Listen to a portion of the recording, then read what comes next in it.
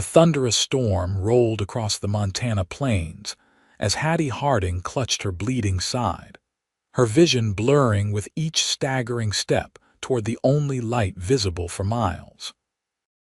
The yellow glow from the barn lantern beckoned like a lighthouse in the tempestuous darkness, promising safety if only her failing strength could carry her those final few yards. As lightning split the sky, illuminating her blood-soaked dress and revealing the terror in her eyes, Hattie's last conscious thought was of the irony that, after escaping certain death, she might die anonymously on a stranger's property. Bo Jameson had been securing his horses for the night when the first rumble of thunder reached his ears. He'd spent the day mending fences along the northern edge of his property, and his muscles ached with the kind of satisfying fatigue that came from honest work. At 32, he'd carved out a respectable homestead for himself in the Montana Territory of 1878, no small feat for a man who'd arrived out west with nothing but determination, and the skills he'd learned working cattle drives in Texas. The rain started just as Bo closed the barn door, hammering against the wooden slats with surprising ferocity. He pulled his hat lower, preparing for the dash to his cabin when a flash of lightning revealed something that made his heart stop. A crumpled figure in a dress laying face down at the edge of his property, not 20 yards from where he stood. "Good Lord," he whispered, immediately breaking into a run. The rain soaked him instantly as he reached the woman's side. She was face down in the mud, her brown hair splayed around her like a fan, her dress once blue, he guessed now a muddy, blood-streaked mess. He gently turned her over, revealing a face as pale as moonlight. She couldn't have been more than 25, with high cheekbones and delicate features now twisted in pain. Blood stained her side, and when Bo carefully lifted the fabric, he found an ugly wound that looked suspiciously like a bullet graze. "Miss, can you hear me?" he asked, but her eyes remained closed, her breathing shallow. The storm intensified around them, and Bo knew he couldn't leave her out in this weather. With careful movements, he slid one arm beneath her knees and another behind her shoulders, lifting her with a grunt. She was lighter than he expected, but still a deadweight in unconsciousness. The barn was closer than his cabin, so Bo carried her there, shouldering the door open and bringing her inside where the horses nickered nervously at the interruption. He laid her down on a clean pile of hay in an empty stall, quickly lighting more lanterns to better assess her condition. "What happened to you?" he muttered, though he expected no answer. The woman remained unconscious, her skin clammy and cold to the touch. The wound at her side continued to seep blood, and Bo knew he needed to act fast. He gathered clean cloths he kept for the horses, a jug of whiskey, and a basin of water he'd drawn earlier. With careful hands, he cleaned away the mud and blood from her wound. It was indeed a bullet graze, deep and angry looking, but not life-threatening if he could stop the bleeding and prevent infection. As he worked, he couldn't help but wonder what circumstances had brought this woman to his doorstep. Montana Territory wasn't particularly hospitable to lone women, especially those who apparently had people shooting at them. Bandits, perhaps, or something more personal. He pressed the cloth against her side, applying steady pressure to stem the bleeding. "You're safe now," he said softly, though he wasn't sure if she could hear him. "I don't know what you're running from, but you're safe here." Hours passed as Bo tended to the mysterious woman. The storm continued to rage outside, rain pelting the barn roof like 1,000 tiny horses galloping across the sky. He'd managed to clean and bandage her wound, and now sat beside her on a wooden stool, occasionally wringing out a cloth in cool water to place on her forehead when fever threatened to take hold. It was nearing midnight when her eyelids finally fluttered. Bo leaned forward, watching carefully as awareness slowly returned to her features. Her eyes opened fully, revealing irises the color of burnished amber and immediately filled with panic. "Easy now," Bo said, keeping his voice low and gentle. "You're safe. You collapsed outside my barn during the storm. I've tended to your wound, but you need to rest." The woman tried to sit up but winced in pain, her hand automatically going to her bandaged side. "Where am?" she asked, her voice raspy from thirst. Bo reached for a tin cup of water he'd prepared. "My farm about 15 miles east of Helena. Name's Bo Jameson." He helped her take a sip. "Might I ask your name, miss?" She hesitated, her eyes darting around the barn before returning to his face, clearly assessing whether he could be trusted. "Hattie," she finally said. "Hattie Harding." "Well, Miss Harding, you've had quite a night. That wound of yours looks like it came from a bullet." Hattie's face clouded. "It did. Care to tell me who's shooting at you? Might be good to know if I should be expecting company." She shook her head, then winced again. "They won't follow me here. They think I'm dead." A tear slipped down her cheek. "Everyone does." Bo frowned. "That sounds like a story that needs telling." "It's not one I'm proud of," she whispered. "Well," Bo said, settling back on his stool, "the storm's not letting up any time soon, and neither of us is going anywhere. I reckon we've got time." Hattie looked at him for a long moment, her eyes searching his face for something, trust, perhaps, or the absence of judgment. Whatever she was looking for, she seemed to find it, because she took a deep breath and began to speak. "I was engaged to a man named Victor Caldwell. His family owns half the businesses in Helena. It was an arrangement made by my father, who owed the Caldwells money."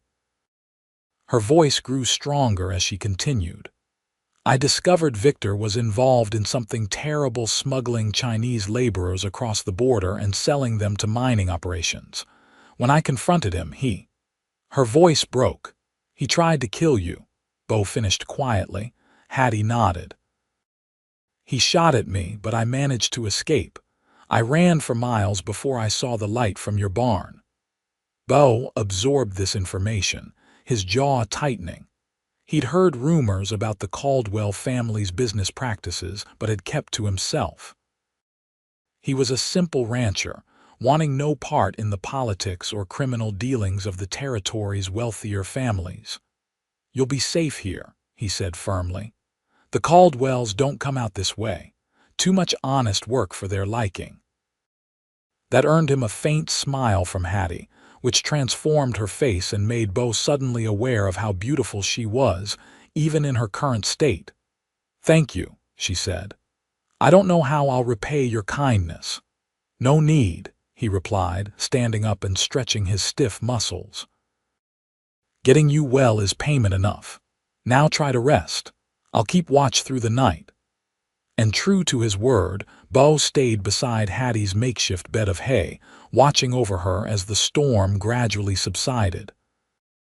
Hours passed with only the occasional exchange of words, him asking if she needed water, her thanking him quietly.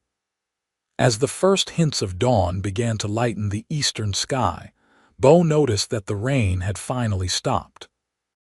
He stood and walked to the barn door, opening it to let in the fresh, rain-washed air. "It's beautiful," Hattie said from behind him, and he turned to find her sitting up, clutching a blanket around her shoulders. "You should be lying down," he admonished gently. "I've been lying down for hours. Besides, I wanted to see the sunrise." She looked past him at the landscape gradually emerging from darkness. "It feels like a promise, doesn't it? A new beginning." Bo studied her face in the growing light. Despite the ordeal she'd endured, there was a resilience in her expression that he found himself admiring. "I suppose it does," he agreed, turning back to watch as pink and gold streaked across the horizon. "Though you'll need more than pretty sunrises to start over. The Caldwells have long memories and longer reaches." Hattie's face fell slightly. I know, but what choice do I have? I can't go back. Bo considered her situation. It wasn't his problem, he knew that. The sensible thing would be to help her heal, give her some money and supplies, then send her on her way perhaps to California or Oregon, somewhere far from Montana territory and the Caldwell's influence. But as he watched the sunrise reflect in her amber eyes, illuminating the quiet dignity in her face despite her circumstances, Bo found himself making a decision that would alter the course of both their lives. "You could stay here," he said, the words surprising him as much as they seemed to surprise her. "At least until you're healed and have a proper plan. My cabin's small but comfortable, and I could use some help around the place." Hattie's eyes widened. "You do that for a stranger? Someone who might bring trouble to your doorstep?" Bo shrugged, trying to appear more casual than he felt. "Trouble has a way of finding folks out here regardless. Might as well face it for a good reason." She studied him with those perceptive eyes. "Why would you risk it?" Bo turned fully toward her, his expression serious. "Miss Harding, I've lived out here long enough to know that sometimes the difference between life and death is one person willing to extend a hand. Someone did that for me once. I'm just passing along the favor." Hattie's eyes glistened with unshed tears. "Then I accept your offer, Mr. Jameson, at least until I'm well enough to move on." As the sun fully cleared the horizon, bathing them both in golden light, Bo had the strangest feeling that the woman who had collapsed at his barn door the night before might be the beginning of something he hadn't even realized he was missing. Bo insisted on carrying Hattie to his cabin once the ground had dried enough to walk without sinking into mud. Despite her protests that she could walk, he knew the journey, though short, would reopen her wound. "It's no trouble," he said, lifting her carefully. "You're light as a feather." "A very bruised and battered feather," Hattie replied with a weak smile, though she winced as his arm pressed against her injured side. The cabin was modest but well built, with a main room that served as both kitchen and living area, and a small bedroom off to the side. Everything was neat and organized, if Spartan a testament to Bo's solitary life. "It's not much," he said, suddenly self-conscious as he carried her inside, "but it's home." "It's wonderful," Hattie said, looking around with genuine appreciation. "Did you build it yourself?" "Most of it," Bo confirmed, carefully setting her down on a chair near the stone fireplace. "Added the bedroom 2 summers ago. Before that, it was just the one room." He busied himself starting a fire, aware of Hattie's gaze on his back. Once the flames were crackling, he turned and found her studying a small shelf of books with interest. "You read Whitman?" she asked, noticing a worn copy of Leaves of Grass. "When there's time," Bo admitted. "Winters get long out here." A hint of surprise crossed Hattie's face, and Bo felt a familiar defensiveness rise within him. People often assumed that because he worked with his hands, he had no interest in matters of the mind. "My mother was a school teacher," he explained, perhaps more curtly than intended. "She made sure I had an education before consumption took her." "I'm sorry about your mother," Hattie said softly. "Mine died when I was 12. Fever." The shared loss hung between them for a moment, creating an unexpected bridge of understanding. "You should rest," Bo said, breaking the silence. "Take my bed, I'll sleep out here by the fire." "I couldn't possibly." "You can and you will," he interrupted firmly. "Doctor's orders, and I'm the closest thing to a doctor you've got at the moment." Hattie looked like she wanted to argue further but was clearly exhausted. "Thank you, Mr. Jameson." "Bo," he corrected. "If you're staying here, might as well use my given name." "Bo," she repeated, and something about the way she said it made his name sound different, almost musical. "Then you must call me Hattie." He helped her to the bedroom, turning his back while she changed into one of his clean shirts that he'd offered as a nightgown. When she was settled under the quilt, he checked her bandage once more, relieved to see the bleeding had stopped. "I need to tend to the animals and check the property," he told her. "Will you be all right for a while?" Hattie nodded, her eyelids already drooping with fatigue. "I'll be fine. I don't think I could move if I wanted to." "Good, stay put. I'll bring you some broth when I return." As he turned to leave, her hand shot out and caught his wrist. The touch sent an unexpected current through him. "Bo," she said, her eyes suddenly intense despite her exhaustion. "Thank you for everything. I don't know what would have happened if—" "But it didn't," he said gently. "Rest now. We'll figure out the rest later." She released his wrist and settled back against the pillows. Bo left the room, closing the door quietly behind him, trying to ignore the lingering warmth where her fingers had touched his skin. Outside, the day had turned bright and clear, the storm's violence replaced by a tranquility that seemed at odds with the tumultuous events of the night before. Bo went about his chores mechanically, his thoughts repeatedly returning to the woman sleeping in his bed. It had been years since he'd had a woman in his cabin. Not since Caroline had left him for the banker's son in Helena, claiming she couldn't bear another winter of isolation. The memory still stung, but not as sharply as it once had. As he fed the horses and checked the chicken coop for eggs, Bo contemplated the complications Hattie's presence would bring. If the Caldwells discovered she was alive and hiding at his ranch, there would be trouble. Victor Caldwell was not a man who forgave easily, and his family's influence reached throughout the territory. Yet despite these concerns, Bo couldn't bring himself to regret his decision to help her. There was something about Hattie Harding that stirred protective instincts he'd thought long dormant. Perhaps it was her courage in fleeing from a powerful man, or the dignity she maintained despite her circumstances. Whatever it was, Bo knew he was committed to seeing her safe, regardless of the risk. By midday, Bo had prepared a simple broth with vegetables from his small garden. He entered the cabin quietly, not wanting to wake Hattie if she was still sleeping. The bedroom door was ajar, however, and he found her sitting up in bed, her hair loose around her shoulders, his copy of Leaves of Grass open on her lap. "Hope you don't mind," she said, looking up as he entered. "I couldn't sleep anymore." "Not at all," Bo replied, setting down the tray he carried. "How are you feeling?" "Better than I have any right to," she admitted, "though it still hurts to breathe deeply." "That's to be expected. You're lucky the bullet only grazed you." He poured some broth into a bowl. "Think you can eat something?" Hattie nodded eagerly. "I'm famished, actually." As she ate, Bo found himself studying her more carefully in the daylight. Her hair was a rich chestnut brown with subtle hints of red when the sun caught it just right.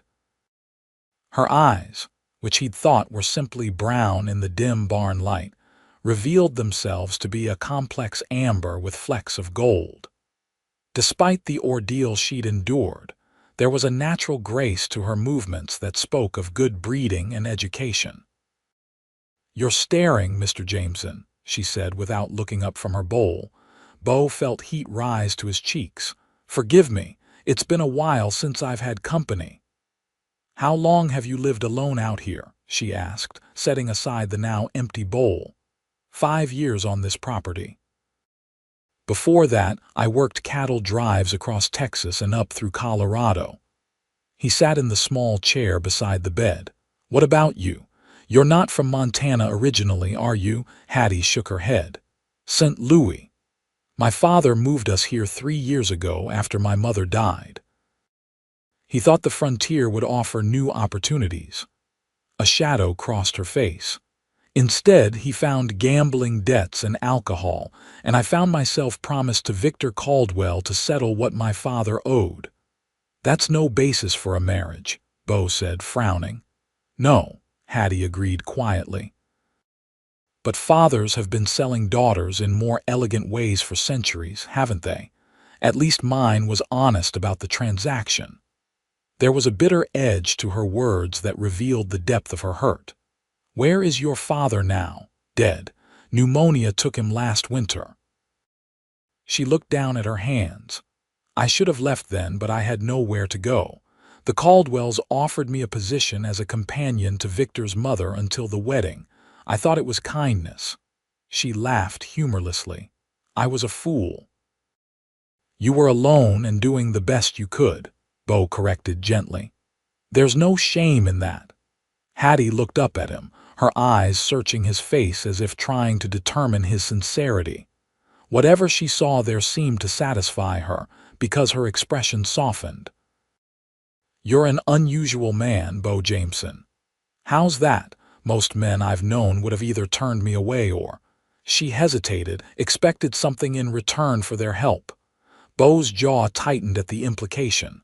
"I'm not most men," he said simply. "No," Hattie agreed softly. "You're certainly not."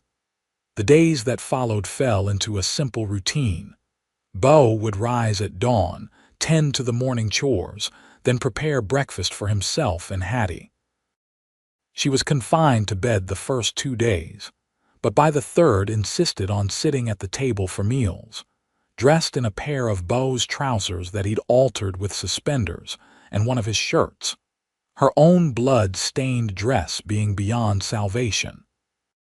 "You look like a child playing dress-up," he teased as she shuffled to the table that morning, the 2 large clothes hanging off her slender frame. "Better than looking like a half-drowned rat, which is how you found me," she retorted with a smile. It was the first real smile he'd seen from her, transforming her face and lighting up her eyes in a way that made Bo's chest tighten unexpectedly.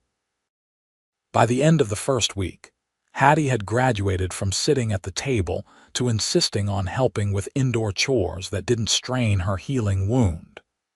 She proved to be surprisingly adept at cooking, turning Bo's simple provisions into meals that reminded him of his mother's cooking. "Where did you learn to cook like this?" he asked one evening as they shared a stew she'd prepared. "My mother taught me the basics. The rest I learned from Mrs. Chen, who worked for a family friend in St. Louis." Hattie's expression grew thoughtful. "She used to say that food was a language that spoke directly to the heart." "She was right about that," Bo said, helping himself to another serving. "This is the best meal I've had in years."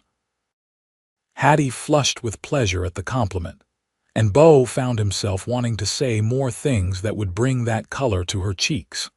As her strength returned, Hattie began venturing outside, first just to sit on the cabin's small porch, then gradually taking short walks around the property. Bo kept a careful eye on her, ready to step in if she overexerted herself, but she seemed determined to recover at her own pace. One afternoon, about 2 weeks after her arrival, Bo returned from mending a fence to find Hattie in the vegetable garden, a broad-brimmed hat protecting her from the sun as she weeded between rows of carrots and beans. "You shouldn't be doing that," he said, frowning as he approached. "You'll tear your wound open." Hattie looked up, wiping sweat from her brow with the back of her hand. "The wound is healing fine. Besides, I can't keep letting you do everything while I sit around like an invalid." "That's exactly what you should be doing until you're fully recovered," Bo insisted. "I'm going mad with boredom," Hattie countered, standing up and placing her hands on her hips in a gesture of defiance. "And I refuse to be a burden." "You're not a burden," Bo said, his voice softening. "You're a guest who's overstayed her welcome, I'm sure." There was uncertainty in her eyes now, a vulnerability that made Bo regret his harsh tone. "That's not what I meant," he said quietly. "You can stay as long as you need. I just don't want you setting back your recovery." Hattie studied him for a moment, then nodded. "I'll be more careful, but please let me help where I can. I need to feel useful." Bo recognized the pride in her stance, the need for independence that he understood all too well. "All right," he conceded, "but promise you'll stop if anything hurts." "I promise," she said, offering him a smile that made his heart beat a little faster. As they walked back to the cabin together, Bo found himself acutely aware of Hattie's presence beside him, the faint lavender scent that somehow clung to her, despite the lack of fancy soaps. The graceful way she moved even in borrowed clothes, the quiet strength that had allowed her to survive her ordeal. It was dangerous, he knew, this growing awareness. Hattie would leave eventually once she was healed and had a plan. She wasn't meant for this isolated existence, this hardscrabble life he'd carved out for himself. And yet, he couldn't help wondering what it would be like if she stayed.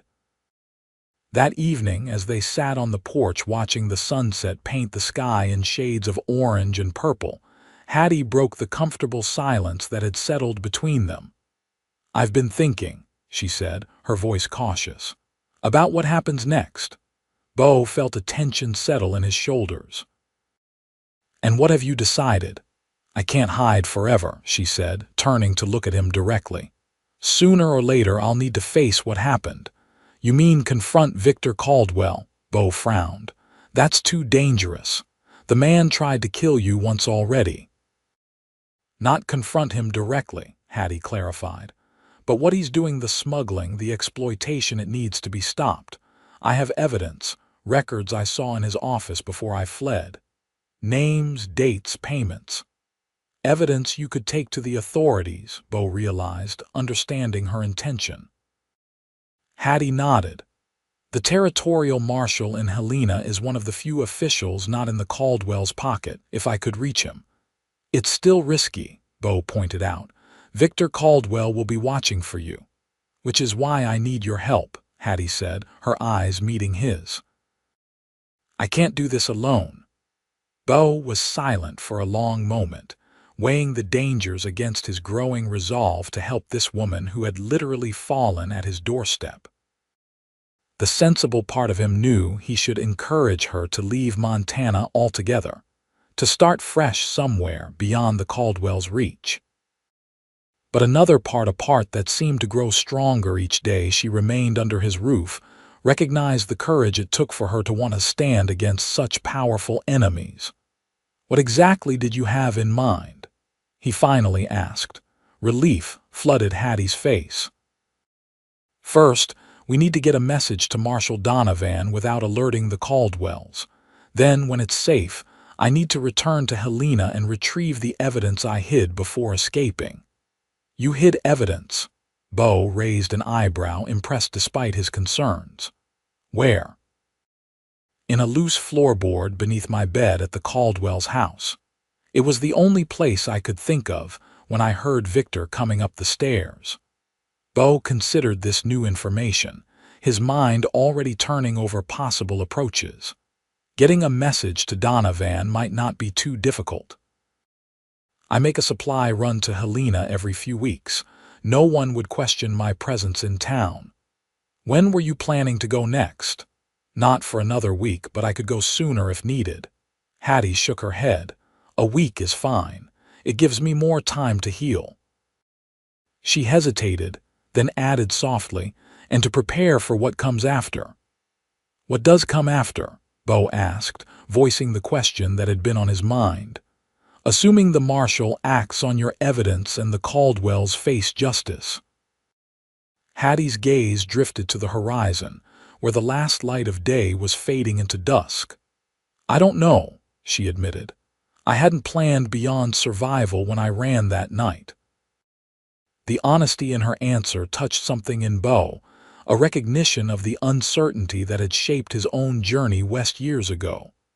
"You don't have to decide everything now," he said gently. "One step at a time." Hattie turned back to him, her eyes reflecting the first emerging stars. "Thank you, Bo, for everything."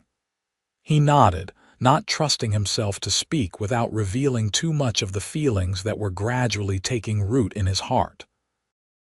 As darkness settled fully around them, they remained on the porch, the silence between them now weighted with unspoken possibilities, and the knowledge that their time together existed in a fragile bubble, a temporary refuge from the harsh realities that awaited beyond the boundaries of Bo's small ranch. The following days brought a subtle shift in the atmosphere between Bo and Hattie. Now that they had a plan, however tentative, there was a new purpose to their interactions, a shared focus that created an unexpected intimacy.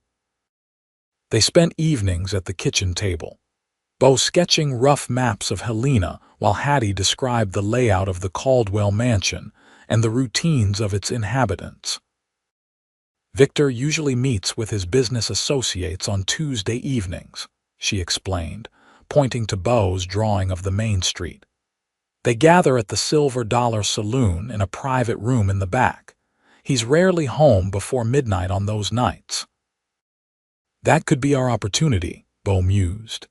If we time it right, you could slip into the house while he's occupied elsewhere. Hattie nodded, though her face was tense. Mrs. Caldwell retires early, and the servants' quarters are on the far side of the house. The risk would be the housekeeper, Mrs. Finch, who sometimes stays up late mending in the sitting room. Bo studied her as she spoke, noting the slight tremor in her hands despite the steadiness in her voice.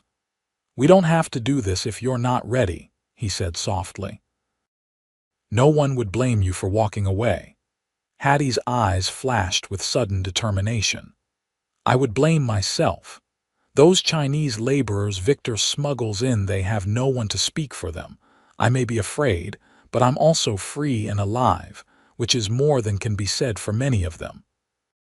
Her conviction stirred something in Bo: admiration, yes, but also a deepening affection that was becoming increasingly difficult to ignore. "You're a remarkable woman, Hattie Harding," he said before he could stop himself. Color rose in her cheeks, and she lowered her eyes. "I'm just trying to do what's right. Many people wouldn't," Bo pointed out. "They'd save themselves and never look back." "Is that what you would do?" she asked, looking up at him again. Bo considered the question seriously. "Once, perhaps. Before I came west and learned what it means to depend on the goodness of strangers. Out here, a person's word and actions define them more than their circumstances." "Is that why you helped me that night?" Hattie asked, her voice soft. "Because someone once helped you?" Bo nodded slowly. "Partly.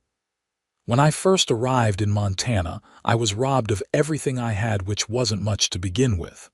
An old rancher found me half-starved and took me in, gave me work and taught me everything I know about surviving out here. Never asked for anything in return except that I do the same for someone else someday." He smiled faintly. "Guess you were that someone." "I'm glad it was you who found me," Hattie said, holding his gaze with an intensity that made his breath catch. "I can't imagine anyone else I'd trust more with this." The moment stretched between them, charged with unspoken feelings, until Bo cleared his throat and returned his attention to the map. "So Tuesday evening would be best," he said, his voice slightly rough. "I'll take the wagon into Helena on Monday, establish my presence in town naturally. You can hide in the back when we leave at dawn on Tuesday." Hattie agreed, and they continued planning until late into the night, each careful to maintain the focus on the task ahead rather than the growing awareness between them. The week passed quickly, with Hattie's strength returning more each day. By Sunday, she was helping Bo with light chores around the ranch, her movements still cautious but increasingly confident. They worked well together, falling into an easy rhythm that required few words, as if they'd been partners for years, rather than mere weeks. In the afternoons, when the summer heat was most intense, they would retreat to the shade of a large cottonwood tree near the creek that ran along the eastern edge of Bo's property. Hattie would read aloud from one of his books while Bo whittled or mended tack, the peaceful domesticity of these moments seeping into his bones and making him yearn for things he'd convinced himself he no longer wanted. On the eve of Bo's departure for Helena, they sat beneath this tree, Hattie's voice soft as she read from Leaves of Grass. She had chosen a section Bo had marked years ago, the pages worn from repeated readings. Not I, not anyone else can travel that road for you. You must travel it for yourself. It is not far. It is within reach. Perhaps you have been on it since you were born and did not know. She paused, looking up from the book to find Bo watching her, his knife and the half-carved wooden horse forgotten in his hands. "You're not listening," she accused gently. "I am," Bo countered. "Just not to the words." Hattie closed the book, her fingertips lingering on the worn cover. "You're worried about tomorrow." "Yes," he admitted. "There's a lot that could go wrong." "I know," she said, setting the book aside. "I've been trying not to think about it." Bo set down his carving and knife. "It's not too late to change your mind. We could leave Montana altogether. Head to Oregon or California.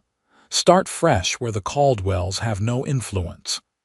The offer hung in the air between them, weighted with implications neither was quite ready to address directly. Hattie's eyes widened slightly at the "we" in his suggestion. "We," she repeated softly. Bo felt heat rise to his face but didn't look away. "If that's what you wanted." Hattie studied him for a long moment, emotions playing across her expressive face: surprise, uncertainty, and something warmer that made Bo's heart race. "I've thought about running," she finally said. "Every day since I came here. It would be easier, safer." She took a deep breath. "But I don't think I could live with myself, always looking over my shoulder, knowing I left others to suffer because I was afraid." Bo nodded, both proud of her courage and afraid for what it might cost her. "I understand, but promise me something." "What?" "If things go badly in Helena, if there's any sign of danger, you'll leave with me immediately. No heroics." A small smile touched Hattie's lips. "I promise. Though I think you're the more likely of us to attempt heroics." "Me? I'm just a simple rancher," Bo protested with a smile of his own. "There's nothing simple about you, Bo Jameson," Hattie said softly, her amber eyes holding his. "You're the most complex, honorable man I've ever known." The sincerity in her voice made something tighten in Bo's chest. Without thinking, he reached out and took her hand, his calloused fingers enveloping her smaller ones. "When this is over," he said, his voice low and earnest, "whatever you decide to do next, I want you to know you'll always have a place here, if you want it."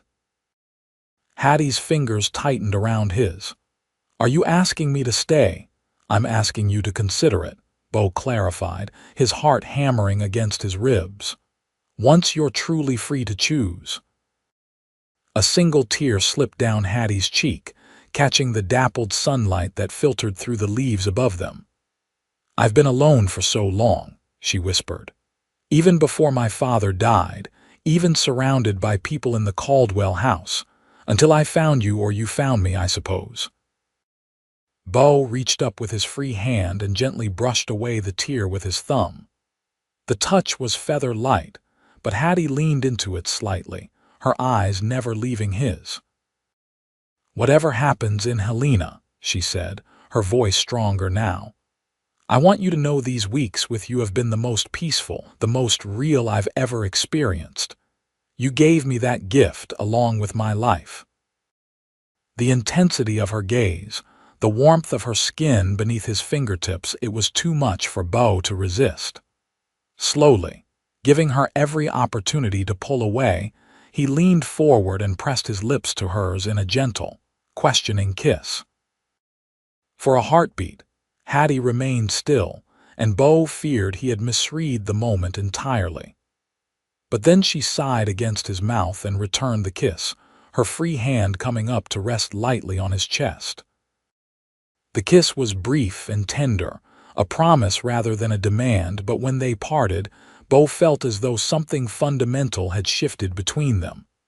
Hattie's eyes were bright, her cheeks flushed as she looked up at him. "I should have asked permission," Bo said, suddenly uncertain. Hattie's lips curved into a smile. You had it from the moment you carried me out of the rain." As the sun began its descent toward the western mountains, casting long shadows across the land, they sat together beneath the cottonwood tree, hands still intertwined, the borrowed book forgotten beside them. Tomorrow would bring danger and uncertainty, but for now, in this peaceful moment, they allowed themselves to experience the simple joy of having found each other against all odds. Dawn broke clear and cool as Bo prepared the wagon for the journey to Helena. He moved efficiently, loading supplies they would need for the 2-day trip. His mind focused on the task ahead rather than the anxieties that had kept him awake much of the night.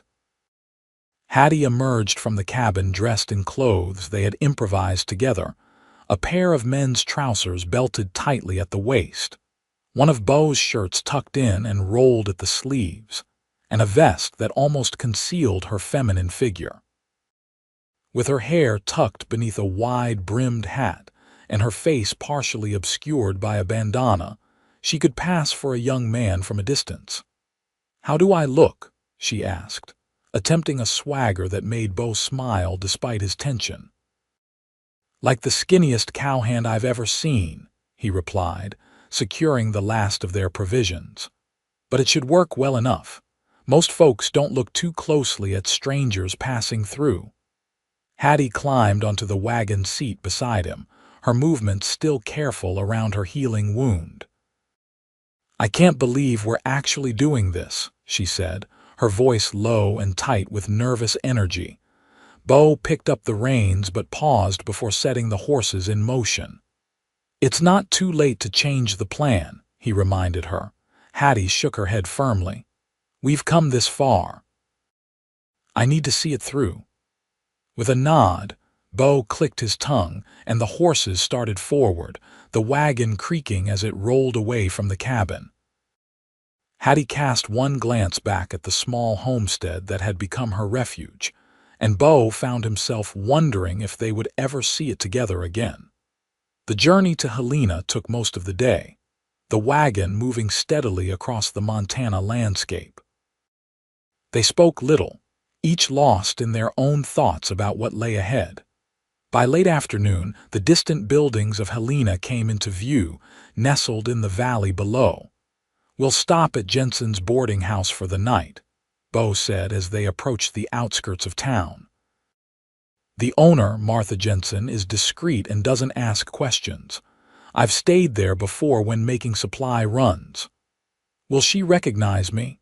Hattie asked nervously, adjusting her hat lower over her face. "Not likely. She moved here from Denver only last year, after you were already living with the Caldwells. And in those clothes with your face hidden, I doubt anyone who knew you would look twice." They entered Helena as dusk was falling, the streets bustling with the end-of-day activity typical of a growing frontier town. Miners fresh from the diggings mingled with businessmen, saloon girls and shopkeepers, creating a cacophony of sounds and smells that assaulted the senses after the quiet of Bo's ranch. Hattie tensed beside him as they passed the elaborate facade of the Caldwell Mercantile, the largest building on Helena's Main Street. Bo reached over and briefly squeezed her hand, a small gesture of reassurance before returning his attention to navigating the crowded thoroughfare. Martha Jensen's boarding house was situated on a quieter side street, a well-maintained 2-story building with a small sign announcing clean rooms, honest rates. Bo guided the wagon to the modest stable behind the house, where he unhitched the horses and saw to their needs before leading Hattie inside. Martha Jensen, a practical woman in her 50s with iron-gray hair and shrewd eyes, greeted Bo with a brisk nod of recognition. "Mr. Jameson. Been a while since we've seen you in town." "Been busy at the ranch," Bo replied easily. "Need a room for the night, 2 beds if you've got it." Martha's eyes flicked briefly to Hattie, taking in the masculine attire and the hat pulled low. "Your friend here got a name?"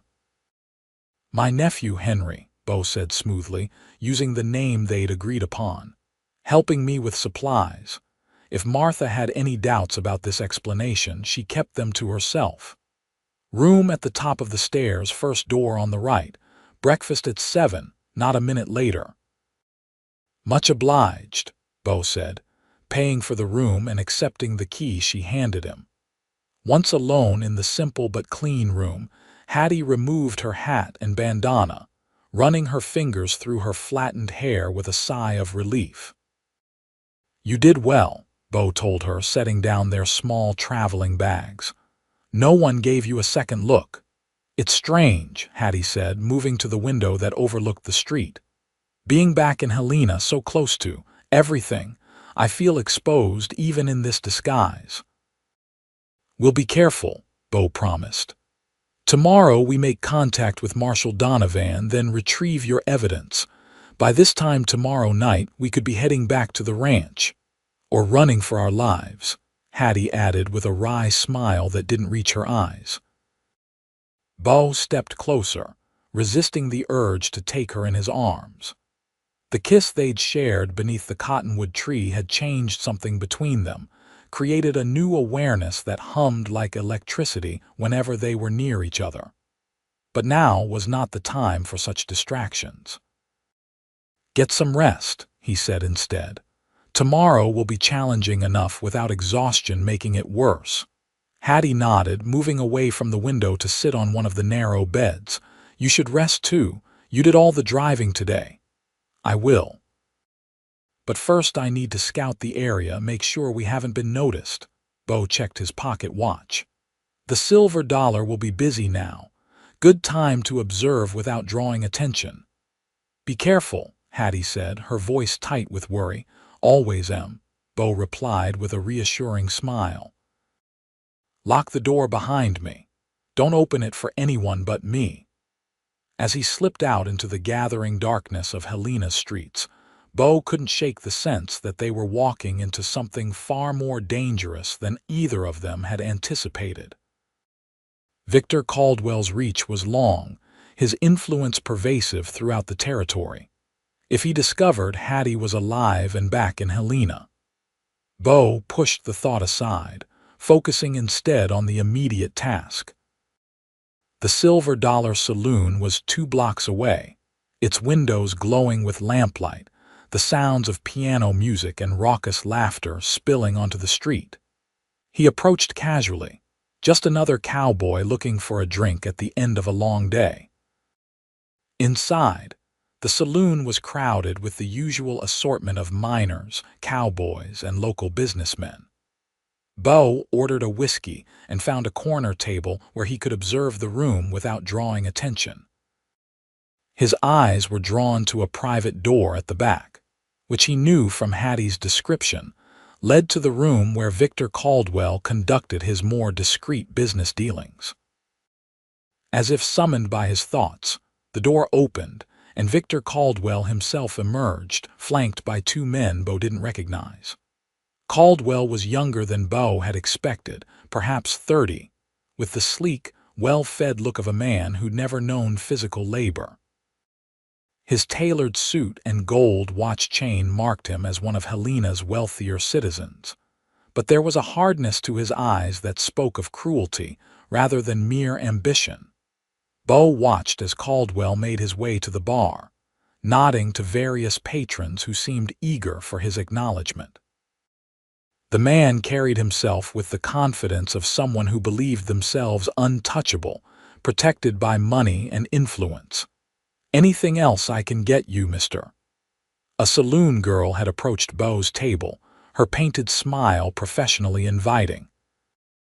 Information, maybe, Bo said quietly, sliding a coin across the table.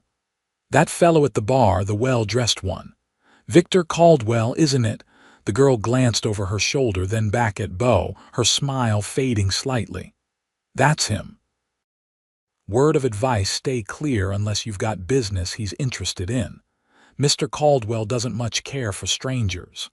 Noted, Bo said. What about the marshal, Donovan? Is he a regular here? The girl's eyebrows rose slightly. Marshall Donovan, no, he doesn't drink much. Usually at his office or making rounds. Stays at the Western Hotel when he's in town. She pocketed the coin. You looking for the law or running from it? Just curious, Bo replied with an easy smile. New in town, trying to get the lay of the land. The girl studied him for a moment longer, then shrugged. Well, if you're wanting more than information later, I'm Ruby. With that, she moved on to another table.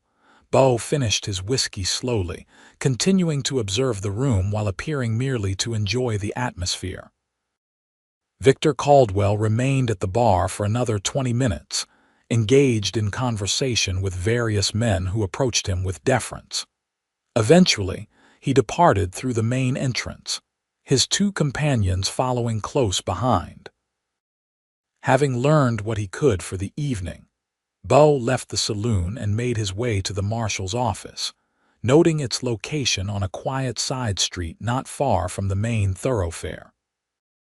The windows were dark, suggesting Marshall Donovan was either making rounds or at his lodgings at the Western Hotel.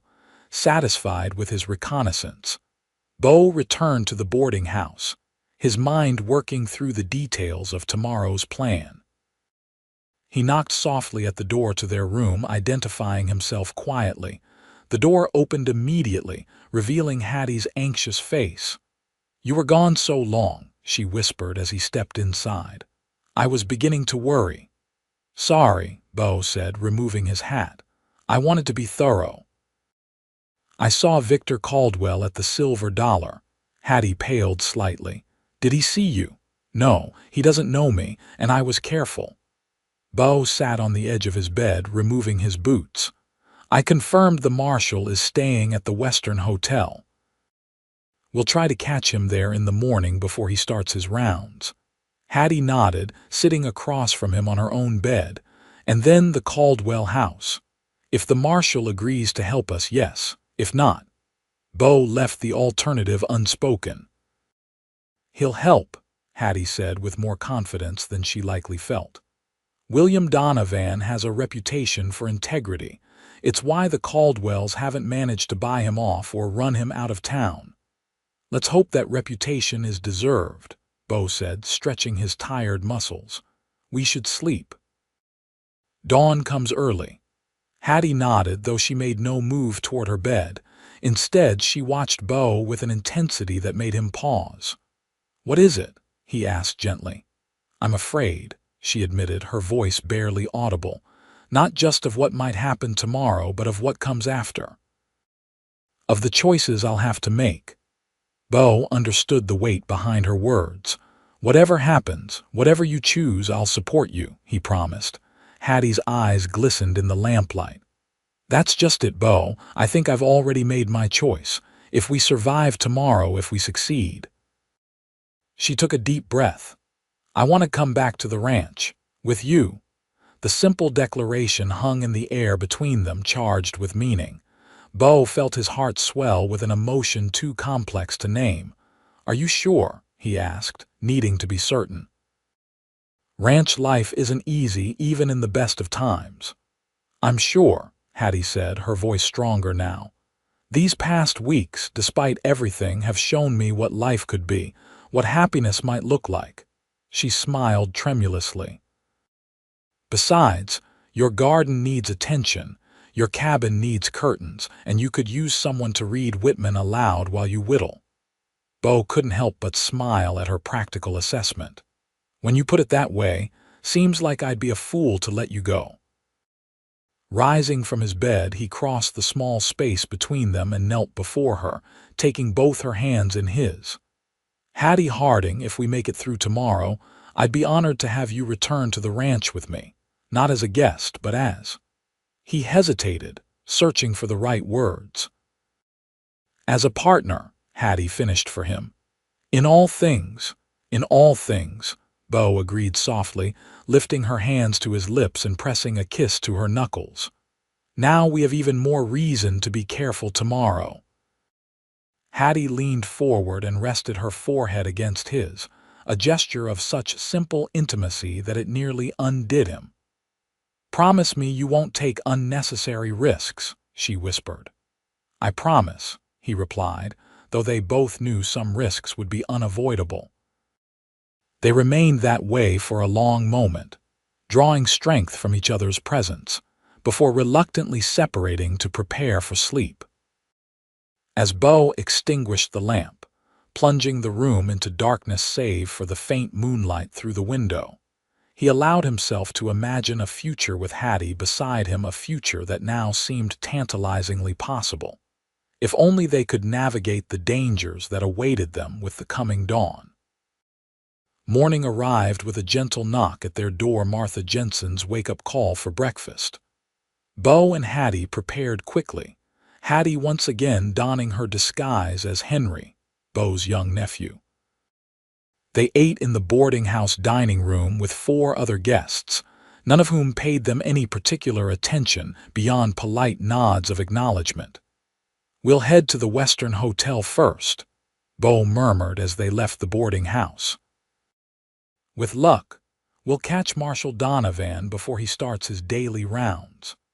The streets of Helena were already bustling despite the early hour, as shopkeepers opened their establishments and wagons delivered goods from the railroad station. Beau and Hattie moved purposefully, but without haste, trying to appear as just another pair of visitors to the growing town. The Western Hotel was one of Helena's more respectable establishments, catering to businessmen and government officials rather than the rougher element that frequented other lodgings. As they approached the entrance, Beau placed a protective hand on Hattie's shoulder. "Let me do the talking," he said quietly. "Keep your head down." Inside, the hotel lobby was modestly elegant with polished wooden floors and a small reception desk manned by a clerk in a crisp white shirt. Beau approached confidently. "Morning," he greeted the clerk. "I'm looking for Marshal Donovan. I understand he's staying here." The clerk, a young man with thinning hair and spectacles, looked up from his ledger. "The marshal has already left for breakfast at Cooper's Cafe, just down the street. He usually heads to his office afterward." "Much obliged," Beau said with a nod, turning to leave. Cooper's Cafe was a small establishment 2 blocks away, known for its hearty breakfasts and strong coffee. Through the front window, Beau could see a man who matched Hattie's description of Marshal Donovan, tall, with a weathered face and iron-gray mustache, wearing a marshal's badge pinned to his vest, sitting alone at a corner table with a newspaper. "That's him," Hattie whispered, keeping her face averted from the window. "Wait here," Beau instructed. "I'll approach him alone first, less suspicious that way." Before entering, he glanced up and down the street, ensuring they weren't being observed. Satisfied, he stepped into the cafe, the bell above the door announcing his arrival. Marshal Donovan glanced up briefly, then returned to his newspaper as Beau approached his table. "Marshal Donovan?" Beau asked, his voice low. "My name's Beau Jameson. I have information you might find important." "May I join you?" Donovan studied him with shrewd eyes, assessing. "What kind of information?" "The kind that could expose criminal activities involving some of Helena's most prominent citizens," Beau replied, maintaining eye contact. After a moment's consideration, Donovan gestured to the empty chair across from him. "Sit, but make it quick. I've got rounds to make." Beau took the offered seat, leaning forward slightly. "I'm here on behalf of someone who witnessed illegal smuggling operations run by Victor Caldwell. Chinese laborers being transported across the border and sold to mining operations." Donovan's expression didn't change, but his eyes sharpened with interest. "That's a serious accusation, Mr. Jameson. Do you have evidence to support it?" "My associate does. Documentation, dates, names." "But there's a complication." Beau glanced around to ensure they weren't being overheard. "Victor Caldwell believes this witness is dead. He tried to kill them when they discovered his operation." Understanding dawned in the marshal's eyes. This wouldn't happen to have anything to do with the unfortunate accident that befell Victor's fiancée a few weeks back, would it? The one who supposedly drowned in the river. It might, Bo acknowledged, impressed with the marshal's quick reasoning. Donovan set down his newspaper, giving Bo his full attention. Where is she now? Nearby. Safe. But the evidence is hidden in the Caldwell house, and we need your help to retrieve it and ensure her protection afterward. This evidence is solid, something I can take to the territorial judge. According to her, yes. Detailed records of payments, names, dates. Enough to build a case against not just Victor but possibly others involved in the operation. The marshal considered this information, absently twisting the end of his mustache. Caldwell's been untouchable for years. Too much money, too many connections, but if what you're saying is true. He studied Bo intently. Why are you involved in this, Mr. Jameson? What's your stake?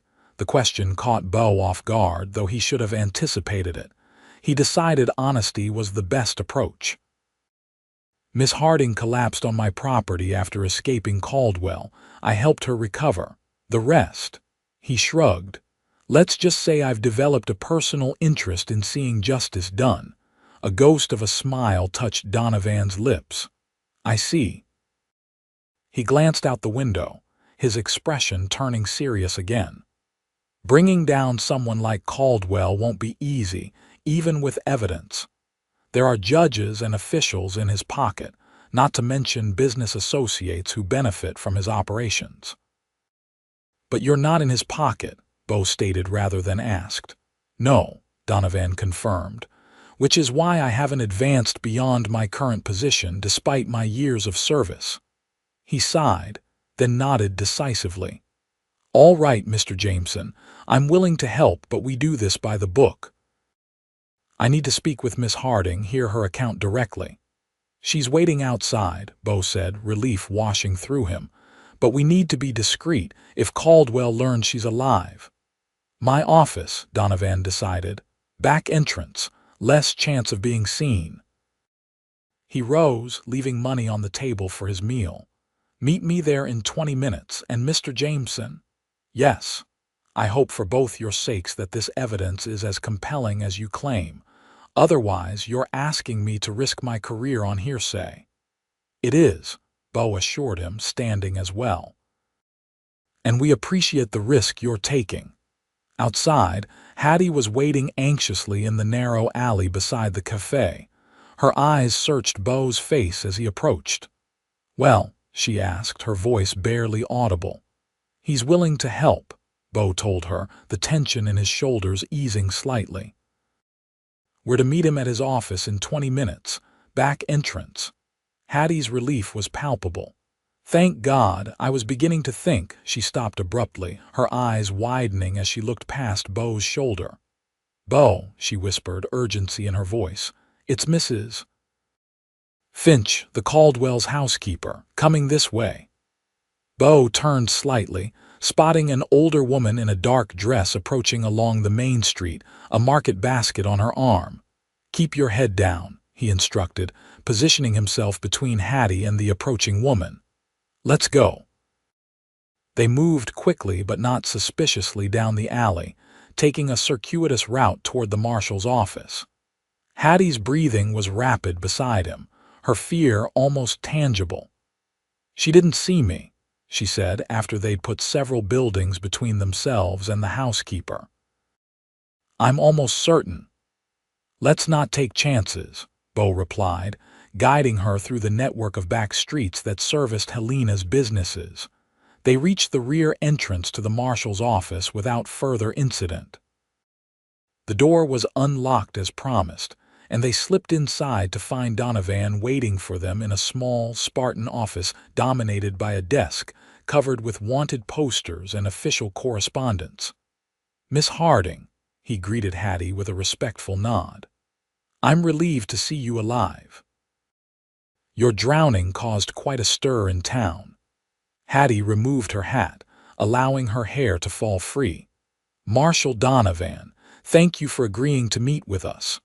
Mr. Jameson tells me you have evidence of illegal smuggling operations run by Victor Caldwell. Evidence that's still in the Caldwell house. Yes, Hattie confirmed. Hidden beneath a loose floorboard in my former bedroom. Ledgers, correspondence between Victor and his business partners, details of payments. I discovered them by accident while searching for a brooch I'd dropped. When Victor realized what I'd found, "He tried to kill you," Donovan finished grimly. Hattie nodded. "He chased me through the house with a gun. I managed to hide the most damning evidence before escaping through a servant's entrance. He caught up with me near the river, fired twice. The second shot grazed my side. Her hand unconsciously went to her healing wound. I fell down the embankment into the water. He must have assumed I drowned. And you've been hiding at Mr. Jameson's ranch since then," the marshal concluded. "Yes." Recovering from my wound and planning how to expose Victor's crimes. Donovan considered her story, his expression thoughtful. "Getting those documents won't be easy. The Caldwell house is well staffed and Victor himself is often there during the day." "Not on Tuesdays," Hattie interjected. "He meets with his business associates at the Silver Dollar every Tuesday evening, and most of the servants have the evening off except for Mrs. Finch, the housekeeper." "Today is Tuesday," Donovan noted. "Yes," Bo confirmed. "We planned it that way." The marshal rubbed his chin thoughtfully. "Even so, it's risky. If you're spotted, if Caldwell returns unexpectedly." "I know the house better than anyone," Hattie insisted. "I lived there for nearly 2 years. I can get in and out without being seen." "Not alone," Bo said firmly. "I'm coming with you." Hattie opened her mouth to protest, but the determination in Bo's eyes silenced her. She knew arguing would be futile. "Very well," Donovan said after a moment's consideration. "Here's what we'll do. Miss Harding and Mr. Jameson will retrieve the evidence tonight while Caldwell is at his meeting. I'll position myself near the Silver Dollar to keep an eye on him. If he leaves earlier than expected, I can create a diversion to delay him." "And once we have the evidence," Bo asked, "bring it directly to me. I'll be waiting at the livery stable at the edge of town, less conspicuous than meeting here. If the documents are as compelling as Miss Harding believes, I'll take them to Judge Hammond immediately. He's one of the few officials I trust completely." "And my safety afterward?" Hattie asked, her voice steady despite the fear Bo knew she must be feeling. "Once the evidence is secured and arrest warrants issued, you'll be under official protection," Donovan assured her. "Though it might be wise for you to remain scarce until the arrests are made." "She can return to my ranch," Bo said without hesitation. "No one would think to look for her there." Donovan nodded. "Good, then we have a plan." He checked his pocket watch. "It's just past 8 now. Caldwell's meeting typically starts at 7 in the evening, correct?" "Yes," Hattie confirmed. "And usually runs late into the night.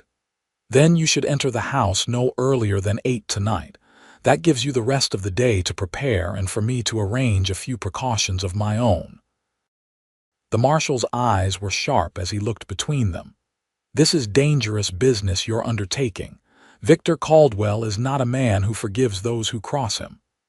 "We understand the risks," Bo said, his hand finding Hattie's and squeezing gently. "But some things are worth fighting for." As they left the marshal's office, returning to the busy streets of Helena, Bo was acutely aware of how much was at stake. Not just justice for the Chinese laborers exploited by Caldwell's operation, but Hattie's future and by extension, his own. The possibilities that had seemed like distant dreams just a day ago now hung in the balance of this night's success or failure. They spent the remainder of the day carefully preparing, reviewing the layout of the Caldwell mansion and planning their approach. As evening approached, Bo could sense Hattie's tension growing, though she maintained a calm exterior. "Are you sure about this?"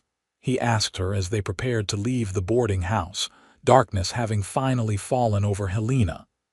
"We could still leave town now, start fresh elsewhere." Hattie, once again disguised in men's clothing, looked up at him with determined eyes. "I'm sure, Beau, this is something I need to do, not just for justice, but for myself. To stand against the man who tried to control me, who tried to kill me." Beau nodded, understanding. "Then let's go get your evidence and end Victor Caldwell's reign once and for all."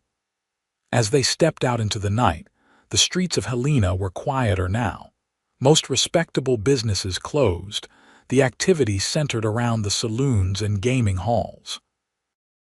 They moved silently through the shadows, making their way toward the grand house on the hill where Hattie had once lived in gilded captivity, and where, God willing, they would find the proof needed to secure their future together.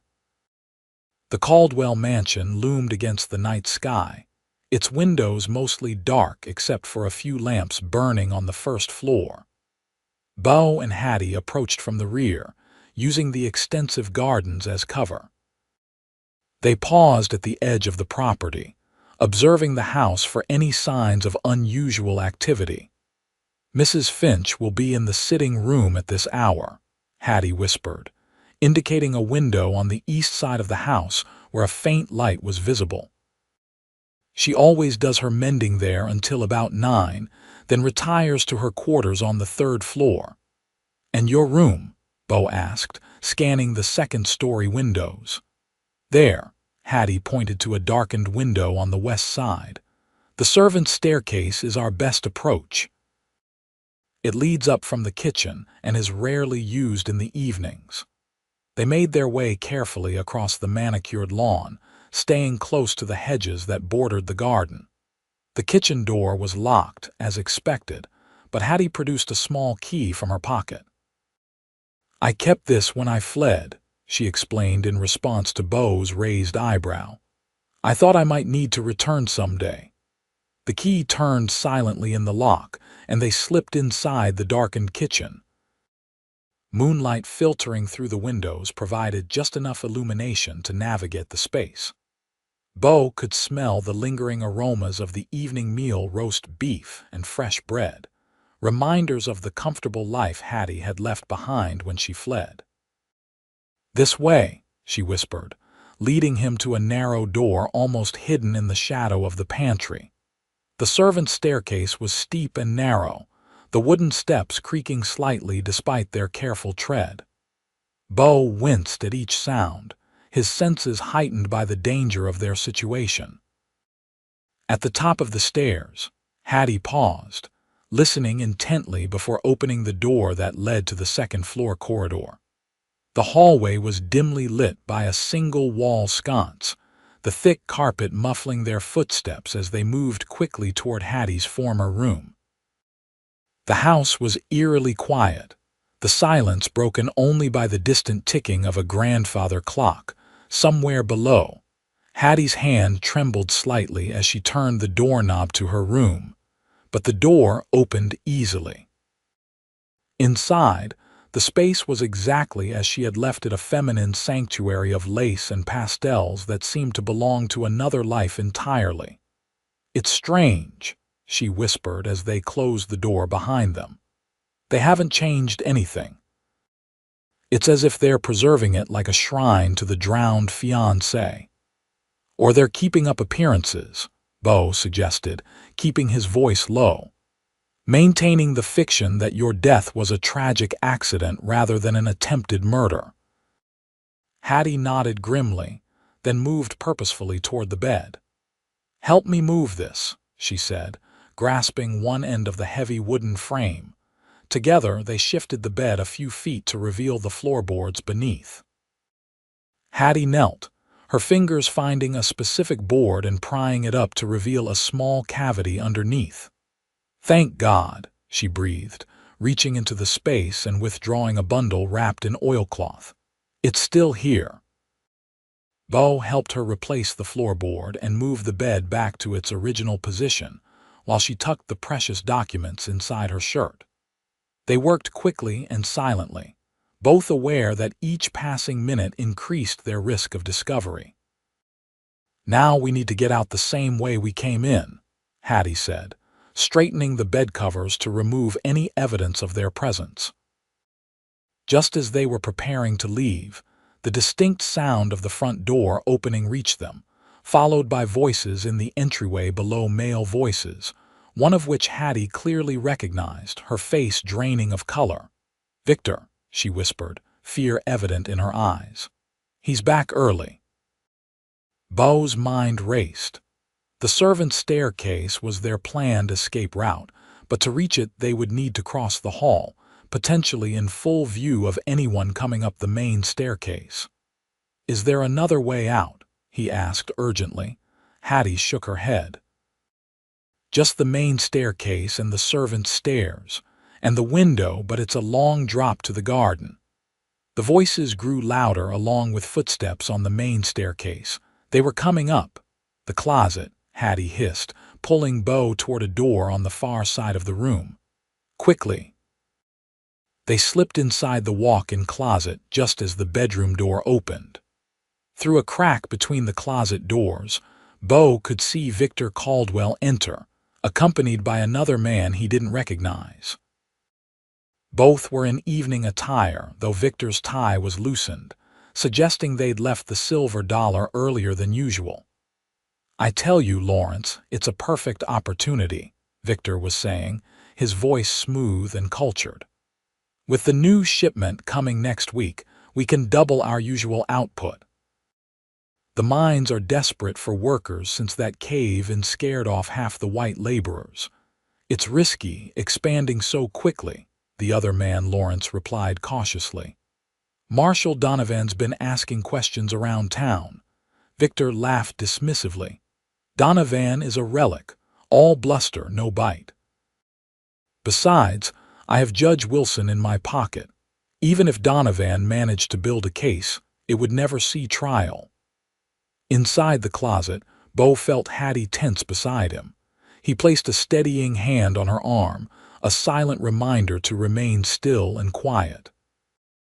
"I still don't see why we needed to leave the meeting early," Lawrence complained, helping himself to a decanter of whiskey on a side table. "Those investors from Denver were just starting to warm up to the idea." "Jenkins can handle them," Victor said, removing his jacket and draping it over a chair only feet from where Beau and Hattie were hidden. "I wanted to show you something I've been saving for a special occasion."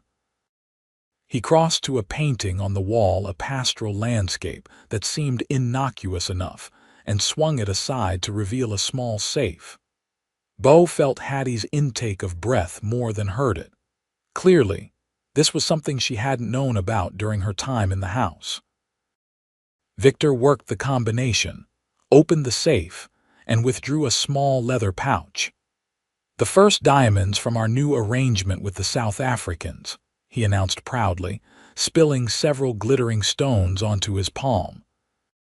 "Completely untraceable and worth a small fortune when paired with the right buyer." Lawrence whistled appreciatively. "Smuggling people and diamonds now. You're a man of diverse talents, Victor."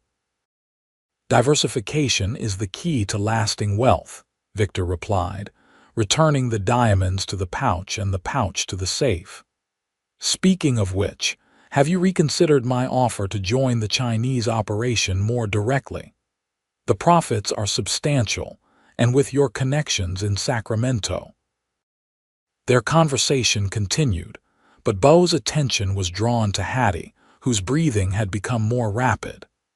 The closet was small and airless, and he worried she might faint or make a noise that would give them away.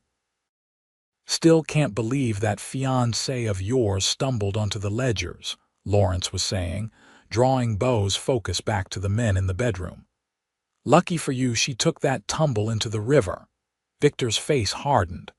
"Luck had nothing to do with it. The stupid girl threatened to go to the authorities, said she couldn't marry a man who trafficked in human lives." His laugh was cold. "As if her moral outrage would change anything. I made sure she wouldn't be a problem." "You're certain she drowned?" They never found a body, did they? She was bleeding badly when she fell. Even if the bullet didn't kill her, the river would have. No one could have survived those currents in that condition. Victor sounded supremely confident. Besides, it's been weeks. If she were alive, she would have surfaced by now. In the closet, Bo could feel Hattie trembling with suppressed emotion, anger, fear, or perhaps both. He tightened his grip on her arm, a silent plea for continued silence. "Well, here's to problems that solve themselves," Lawrence said, raising his glass in a mock toast. "And to new ventures that will make us both very rich men." Victor raised his own glass, then drained it in one swallow. "Come, let's go to my study. I have the contracts drawn up for your review. No time like the present to formalize our partnership." The two men left the room, leaving the door ajar behind them. Bo and Hattie remained motionless in the closet for several long minutes, ensuring they were truly gone before daring to emerge. "Are you all right?" Bo whispered, noting the pallor of Hattie's face as they stepped back into the bedroom. She nodded, though her eyes were bright with unshed tears. "I knew he was heartless, but to hear him speak so casually about trying to kill me." She took a steadying breath. "We need to get out of here. Now." "The servants' stairs will be too risky if they are in the study," Bo said, thinking quickly. "It's too close. We'll have to use the main staircase and hope they stay occupied." They moved to the bedroom door, listening carefully for any sounds from the hallway. Hearing nothing, they slipped out and made their way toward the grand staircase at the center of the house.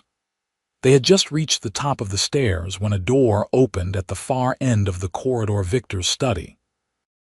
Bo pulled Hattie into a shadowy alcove as Victor emerged, speaking over his shoulder to Lawrence, who remained inside. "Just pour yourself another drink. I'll fetch those shipping manifests from my room," Victor was saying as he turned and began walking directly toward where they were hidden.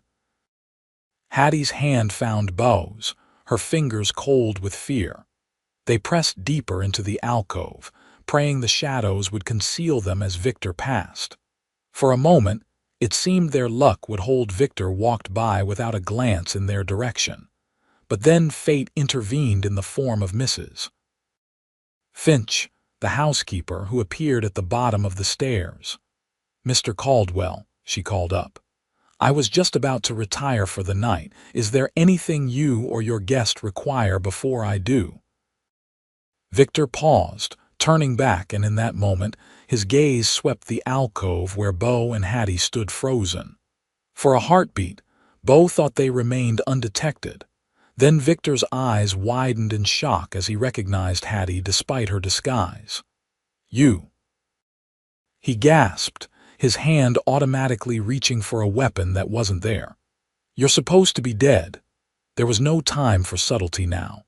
Bo burst from the alcove, shoving Victor hard against the banister.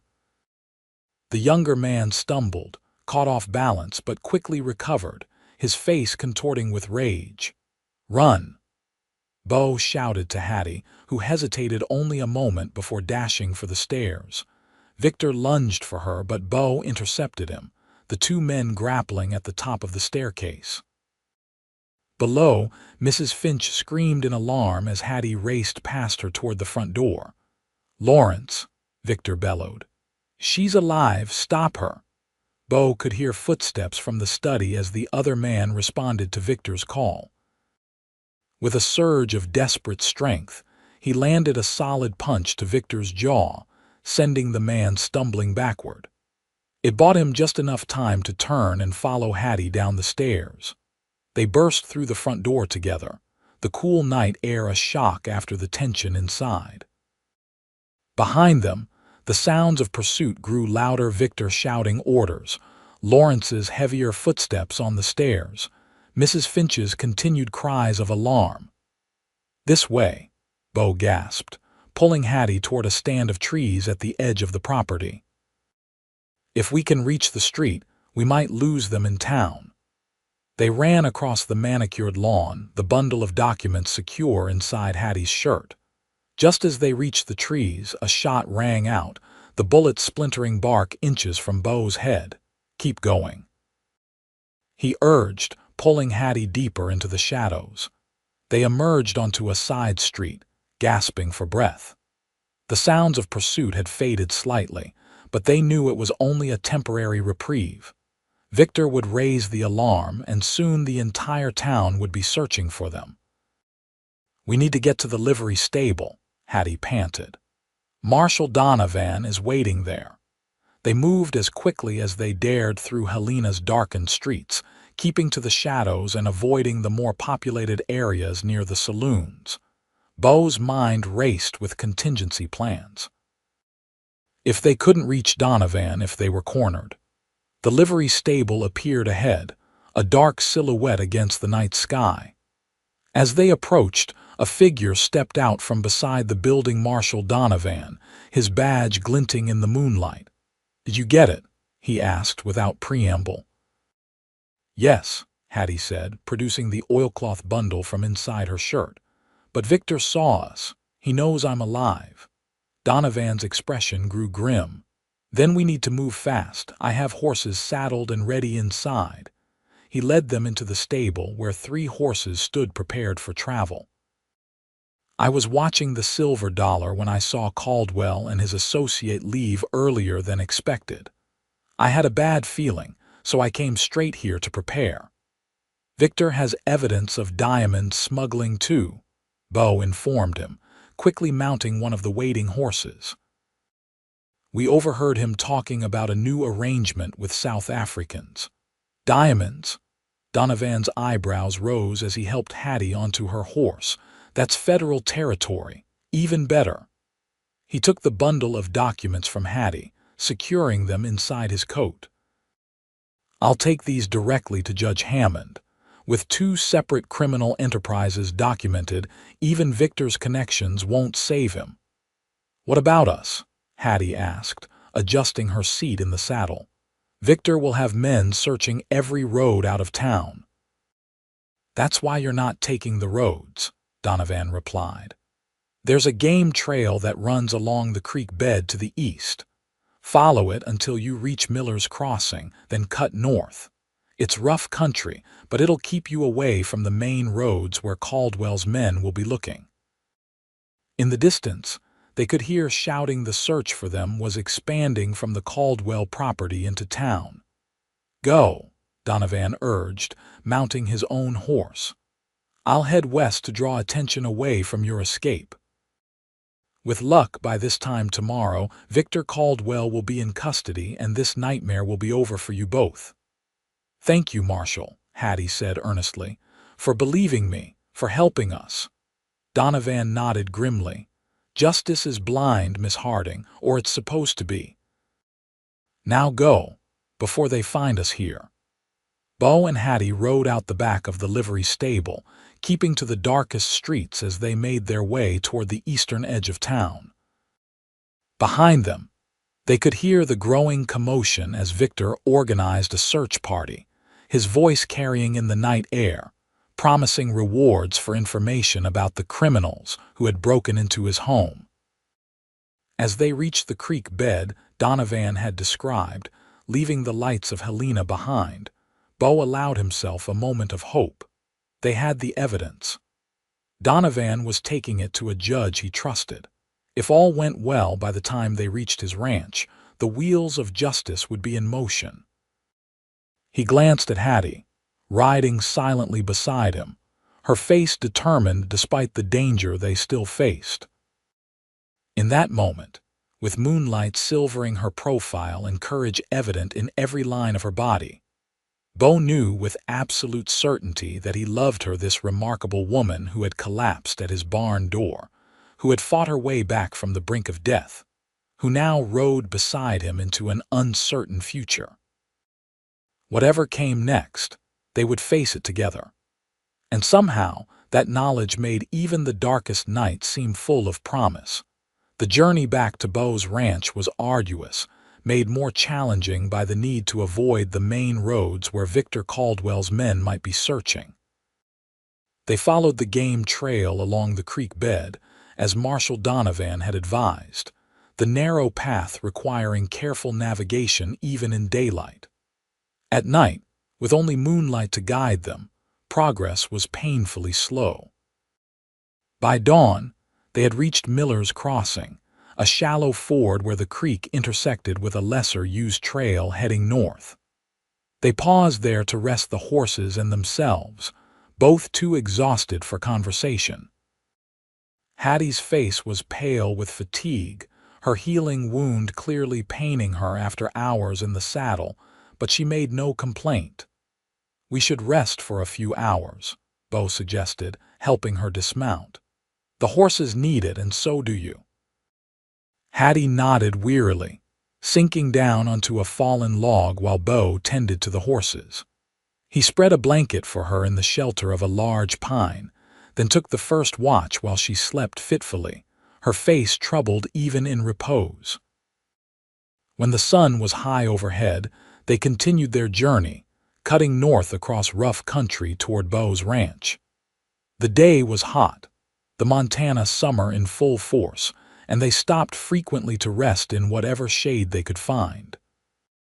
By dusk, they had covered perhaps half the distance to the ranch, and Bo began looking for a suitable place to make camp for the night. They found a small clearing near a spring, sheltered on three sides by rock formations that would hide their campfire from distant observers. As Bo gathered wood and kindling, Hattie unsaddled the horses and saw to their needs with practiced efficiency that spoke of her growing comfort with ranch life during her weeks of recovery. The simple domestic tasks of making camp brought a semblance of normalcy to their situation, despite the circumstances that had driven them into the wilderness. As darkness fell, and their small fire cast a warm glow over the clearing, Bo found himself studying Hattie's face across the flames, noting the quiet determination that had replaced the fear of the previous night.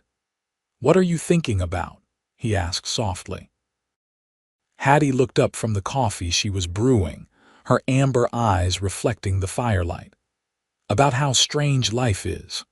A month ago, I was living in the Caldwell mansion, preparing for a marriage I dreaded but saw no escape from.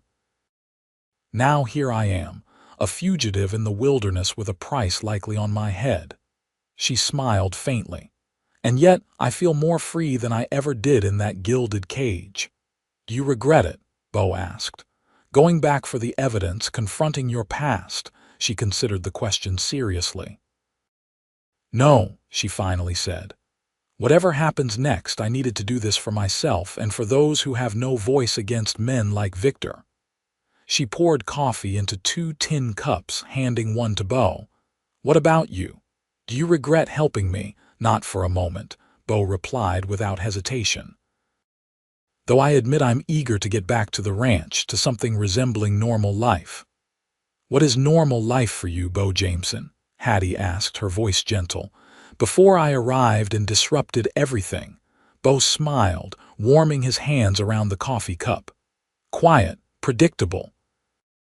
Days spent working the land, tending the animals. Evenings alone with a book or carving by the fire." He looked up at her. "It was a good life, simple but good, but lonely," she suggested. "Yes," he admitted, "though I didn't always recognize it as loneliness, just solitude. And now I can't imagine going back to that solitude." The words came easily, honestly, drawn from a place in his heart that had been closed for too long. "These past weeks with you, Hattie, even with all the danger and uncertainty, have shown me what was missing." Hattie's eyes glistened in the firelight. "When we were hiding in that closet, listening to Victor talk about how he tried to kill me, do you know what I was thinking?" Bo shook his head. "I was thinking that even if we were caught, even if everything went wrong, I wouldn't regret a moment of the time I've spent with you. That finding you or you finding me was worth whatever came after." The simple declaration hung in the air between them, more powerful than any flowery profession of love. Bo set down his coffee and moved around the fire to sit beside her on the fallen log they were using as a bench. Without words, he took her hand in his, their fingers intertwining naturally, as if they'd been doing this for years rather than days. "When we get back to the ranch," he said quietly, "when this is all over and you're truly free to choose your path, I want you to stay. Not as a guest, not out of necessity or gratitude, but because you want the life we could build together." Hattie turned to face him fully, her free hand coming up to touch his cheek. "I've already chosen, Bo. I chose the night before we left for Helena. Remember?" "I remember," he acknowledged. "But that was before Victor knew you were alive, before everything became so complicated." "Do you think that changes how I feel?" she asked, her eyes searching his. "If anything, it's made me more certain. Life is precious and unpredictable. I don't want to waste another moment pretending I don't know exactly what I want." "And what is that?" Bo asked, his voice barely above a whisper. "A life with you," she answered simply. "On your ranch, in your cabin, building something real together." The honesty in her words, the certainty in her eyes, it undid him completely. Bo leaned forward, closing the small space between them, and kissed her with all the emotion he'd been holding back. This kiss was different from their first beneath the cottonwood tree, deeper, more certain, a promise rather than a question. Hattie responded with equal fervor, her arms encircling his neck, her body leaning into his as if seeking shelter and offering strength simultaneously. When they finally parted, both slightly breathless, Bo rested his forehead against hers. "I love you," he said, the words simple but profound. "I don't know when it happened, when you were healing in my cabin, or when you first smiled at me over breakfast, or maybe even when I found you collapsed outside my barn door. But I know it's true, and I know it's not going away." "I love you too," Hattie whispered, her voice catching slightly. "And I'm not going away either." They sat together by the fire late into the night, talking of the future they hoped to build once the danger had passed, expanding the garden, perhaps adding rooms to the cabin as their family grew, the simple joys of everyday life shared. It was a vision born of hope rather than certainty, given the threat still hanging over them. But in that moment, beneath the vast Montana sky filled with stars, it felt not just possible but inevitable. When they finally settled down to sleep, wrapped in blankets side by side near the dying embers of the fire, Bo found himself thinking of the strange twist of fate that had brought Hattie to his door that stormy night.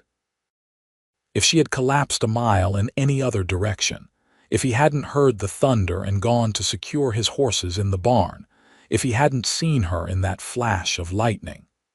So many coincidences had aligned to bring them together.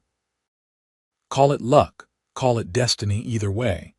Bo was profoundly grateful for whatever forces had conspired to place Hattie Harding in his path. As sleep claimed him, his last conscious thought was a prayer that they would reach the ranch safely tomorrow, and that Marshal Donovan had succeeded in his mission to bring Victor Caldwell to justice. They reached Bo's ranch the following afternoon, both exhausted from the journey but relieved to see the familiar buildings standing undisturbed in the distance. As they approached the cabin, however, Bo tensed, noticing fresh hoofprints in the dirt of the yard. "Someone's been here," he said quietly, drawing his horse to a stop. "Recently?" Hattie looked alarmed. "Caldwell's men, maybe." Bo dismounted, drawing his rifle from its scabbard. "Stay here while I check." "Be careful," Hattie urged, her eyes scanning the quiet homestead for signs of danger. Bo approached the cabin cautiously, noting that the door was closed but not barred as he'd left it. Pressing his back against the wall beside the entrance, he reached for the door handle, took a deep breath, then flung it open, rifle raised. Marshal Donovan. Bo lowered his weapon in surprise as he recognized the figure sitting at his kitchen table. "About time you got back," Donovan said, rising to his feet. "I was beginning to worry." "How did you get here before us?" Bo asked, stepping inside and gesturing for Hattie to join them. "Took the main road," the marshal explained. "No need for stealth once the arrests were made." Hattie entered, her face lighting with hope. "Arrests? Then it worked."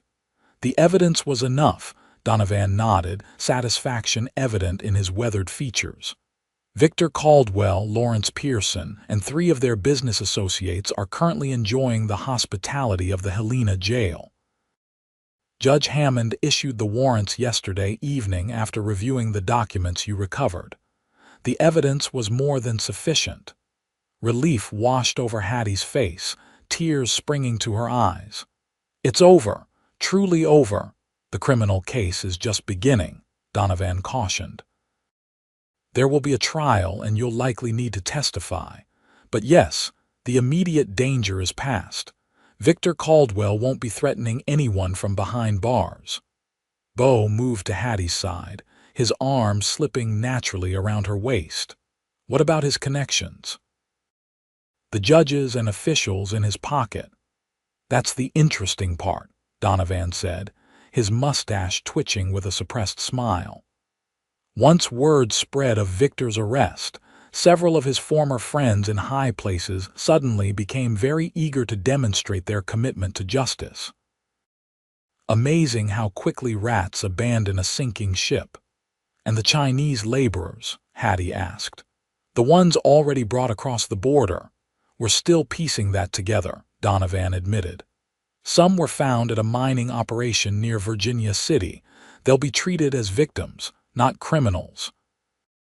The territorial governor has promised humane treatment while we sort out their situations."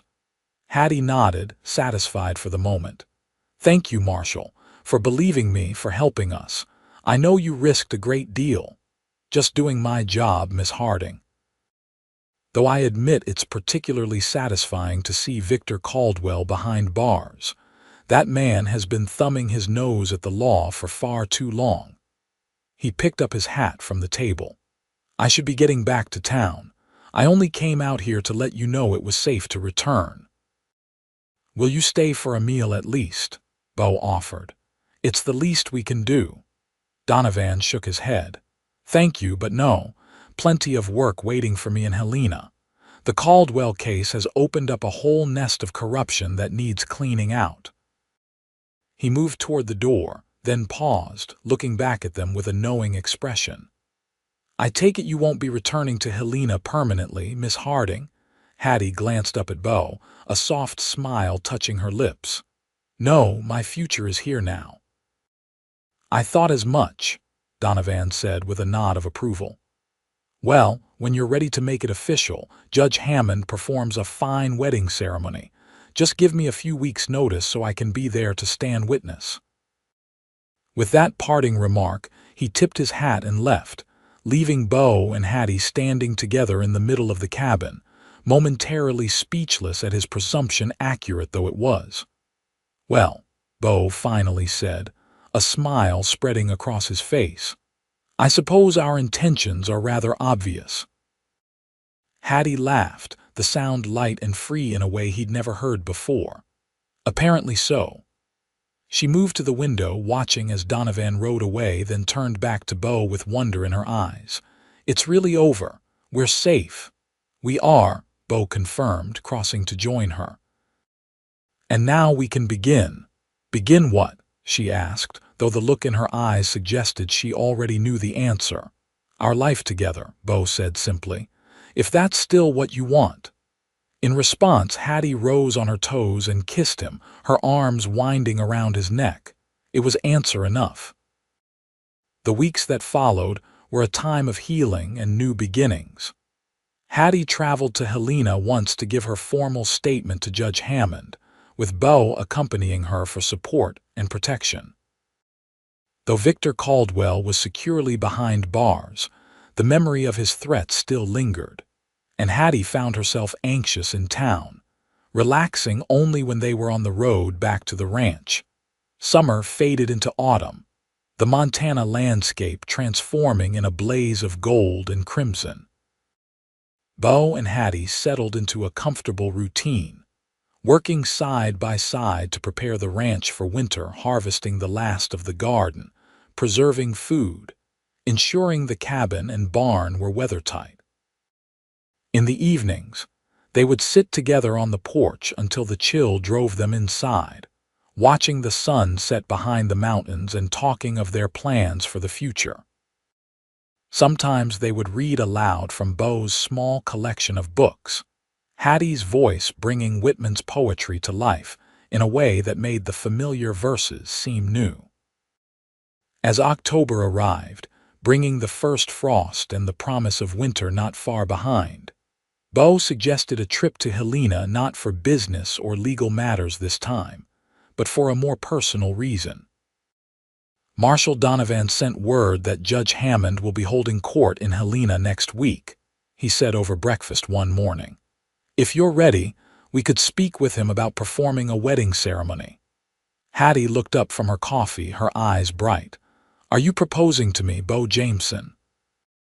I thought I already had, he replied with a smile, but if you need something more formal. He rose from the table and, to Hattie's surprise, knelt before her, taking her hand in his. Hattie Harding, you collapsed outside my barn door one stormy night, and my life has never been the same since. You've brought light and laughter and purpose to days that were once merely passed rather than lived.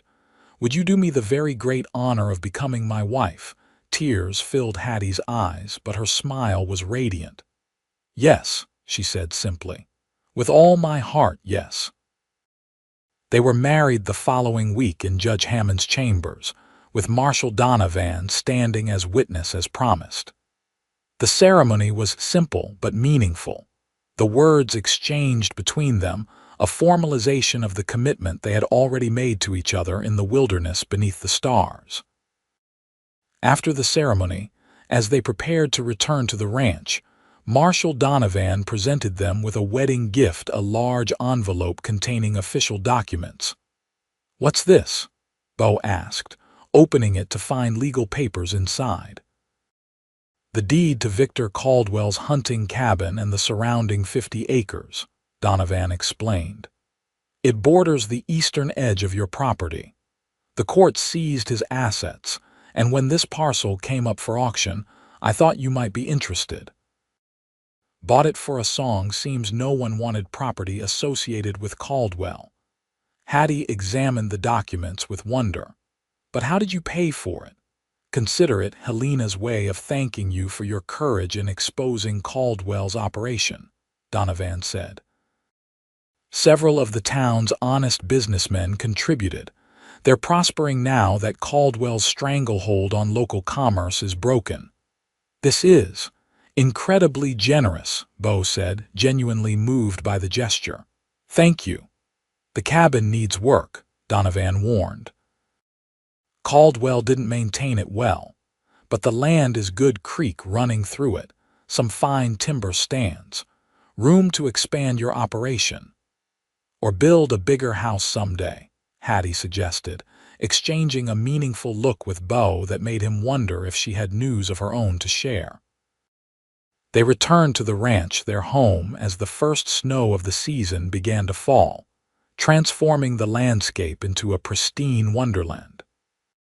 As they approached the cabin, Bo was struck by how different it looked from when he'd lived there alone. Curtains in the windows now, a wreath of dried flowers on the door, small touches that Hattie had added that made it truly a home rather than merely shelter. That evening, as they sat before the fire, Hattie confirmed what Bo had begun to suspect. I wanted to wait until after the wedding to tell you, she said, her eyes shining with happiness. But it seems we'll need that bigger house sooner rather than later. The baby should arrive in early summer. Joy flooded through Bo, pure and overwhelming. He gathered Hattie into his arms, holding her with a tenderness that expressed what words could not: his gratitude, his love, his awe at the miracle of their shared life. Outside, the snow continued to fall, blanketing the world in silence. But inside the cabin, warmth and light prevailed as Bo and Hattie Jameson planned for the future they would build together, a future neither could have imagined on that stormy night when she collapsed outside his barn door, and he carried her in, staying beside her until dawn.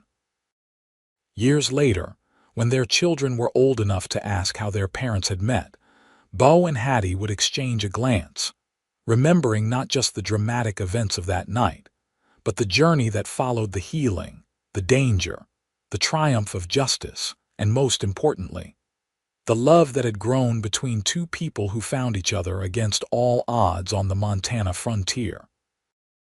It was a story of courage and compassion, of second chances and new beginnings. And though the telling would sometimes vary, Bo emphasizing the terrible storm, Hattie recalling the gentle way he had tended her wounds, the heart of it remained constant. A woman in desperate need, a man who chose kindness over indifference, and the bond forged between them that neither danger nor time could sever. Their expanded homestead became known throughout the territory for its hospitality and fairness. Bo's ranch prospered and grew, with the additional land allowing them to increase their herd and plant more extensive crops. The hunting cabin was eventually transformed into a schoolhouse for their children and others from neighboring farms, with Hattie drawing on her education to serve as teacher during the winter months when ranch work slowed. They named their first child, a daughter, Dawn, a reminder of that first morning when Bo had sat beside Hattie's makeshift bed in the barn, watching over her as sunrise bathed the world in new light. Their family eventually grew to include two more children, a son named William after Marshall Donovan, and another daughter they called Mercy. Victor Caldwell was sentenced to 20 years in territorial prison for his crimes, his empire dismantled, his influence reduced to nothing. Hattie testified at his trial, standing tall and unafraid as she recounted his attempted murder and the smuggling operation she had uncovered. Her courage inspired other victims to come forward, resulting in additional charges and ensuring Victor would never again be in a position to harm others. Marshall Donovan remained a friend to the Jameson family throughout the years, visiting the ranch whenever his duties brought him to their part of the territory. He never married, devoting his life instead to upholding the law with the same integrity that had led him to believe Hattie's story when others might have dismissed it. As Montana grew and changed around them, becoming a state in 1889, seeing the arrival of more settlers and the expansion of towns into cities, Bo and Hattie's ranch remained a constant, a place where hard work and compassion were valued above all else. On the 20th anniversary of the night Hattie collapsed at Bo's barn door, they sat together on the porch of the larger home they had eventually built, watching their grown daughter Dawn teaching her younger siblings to ride in the pasture below. The original cabin still stood nearby, now used as a guest house, but preserved as a reminder of where their journey together had begun. "You ever think about how different our lives might have been?" Hattie asked, her hand finding Bo's as it had countless times over the years. "If I hadn't found your light in the storm that night," Bo considered the question seriously, as was his way. "I think about it sometimes," he admitted. "How close we came to never knowing each other, how many things had to align just right for you to end up at my door." "Providence," Hattie suggested, using a word she'd come to believe in deeply over the years. "Maybe so," Bo agreed. "Or maybe it's simpler than that. Maybe it's just that sometimes when a person is most in need, another person chooses to help rather than turn away. And in that choice, everything changes." Hattie squeezed his hand, her amber eyes still bright and perceptive despite the fine lines that now framed them, meeting his with the same depth of understanding, that had grown between them over 2 decades of shared life. "That night when you found me," she said softly, "I thought I was dying. I remember thinking that at least I wouldn't die alone because someone was there, holding my hand in the darkness." "I couldn't have left you," Bo said simply. "Not then, not ever."